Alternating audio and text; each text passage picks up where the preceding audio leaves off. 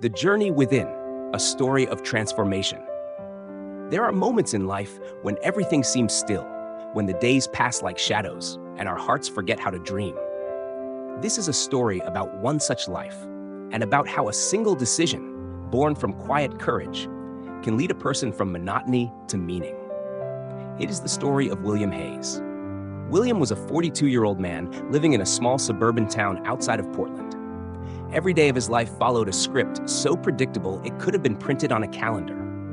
Wake up at 6:30, eat toast and eggs, take the same route to the same office where he had worked for 16 years as a data analyst. Eat lunch alone, leave at 5, sit in traffic, microwave dinner, scroll his phone, and fall asleep by 10. To the outside world, William's life seemed fine. He paid his bills, owned a modest home, and stayed out of trouble. But inside, a silent ache had taken root. It wasn't quite sadness, at least not the kind people would notice.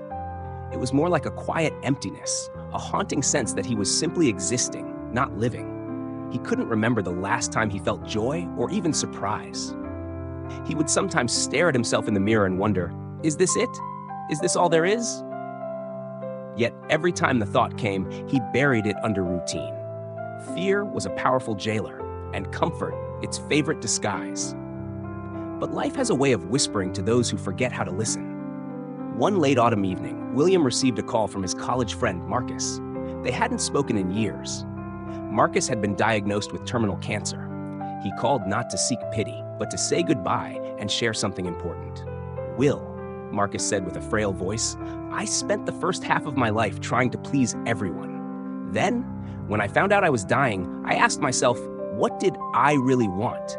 It was only in the last year, with death staring me in the face, that I started living. Don't wait like I did." Those words pierced through William's chest like a blade. He couldn't sleep that night. He walked through his quiet home, so clean, so lifeless, and felt as if he were haunting his own life. The next morning, something changed. He didn't dress for work. He stood in the middle of his kitchen, took a deep breath, and whispered to himself, "I need to change." But change is rarely loud. It starts small, like a seed. William didn't quit his job immediately. He began with questions. What brought him joy? What did he lose along the way? As a child, he loved writing. He remembered how, at age 11, he would write short stories about magical forests and brave wanderers. Somewhere between taxes and deadlines, he had lost that version of himself. So he began writing again. Not to publish or to impress, just to remember who he was. Every evening, instead of scrolling his phone, he wrote. Stories at first, then journal entries, then reflections on his days, on his fears, on the silent grief of wasting time. As he wrote, something began to shift inside him. Words unlocked feelings he didn't know he had. He realized how numb he had become. He cried one night, not from sadness, but from finally feeling something real. That was the night he promised himself, "I will no longer betray my heart in exchange for comfort." 6 months passed. William saved some money, then finally handed in his resignation. His manager was shocked. "You're one of our most reliable employees," he said. "Where will you go?" William smiled. "I don't know yet, but I know I can't stay." With his savings, he took a sabbatical. He moved into a small cabin near Mount Hood and spent his days writing, hiking, and simply breathing. The silence of the mountains was unlike the silence of his former life. This was a silence filled with life, not the absence of it. He began volunteering at a local youth center once a week, helping kids learn to write creatively. For the first time in years, he felt useful in a way that no spreadsheet had ever made him feel. The children listened, they shared their stories, and in guiding them, William found parts of himself he had long buried. One afternoon after a workshop, a 12-year-old girl named Zoe stayed behind. "Mr. Hayes," she said quietly, "I didn't think anyone cared about my stories, but when you read them and smiled, it made me want to keep going."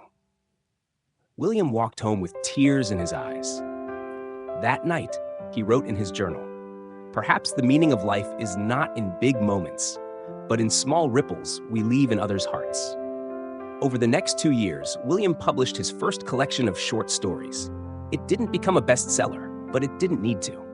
He had already succeeded in reclaiming his life, in choosing authenticity over inertia, and in inspiring others through his journey. Friends from his old life reached out. Some said they envied his courage. Others confessed they were too afraid to change. William always replied the same way. Change doesn't have to be dramatic. It only has to be honest. One day, sitting on the porch of his cabin, watching the sun melt behind the trees, William thought back to Marcus. He was the one who handed me the key to this life, he thought, and all I had to do was unlock the door. Now, when people asked him what he didn't say data analyst. He said, I'm a writer, and I try to help people remember who they are. This is not a story of overnight success. It is not a fairy tale with a perfect ending. It is, however, a story of courage, the kind that begins quietly, in the heart of someone who dares to say, I deserve more than survival. I deserve meaning. And maybe, just maybe, this story is also a mirror for someone else, somewhere, waiting for the courage to begin again. Thank you for listening.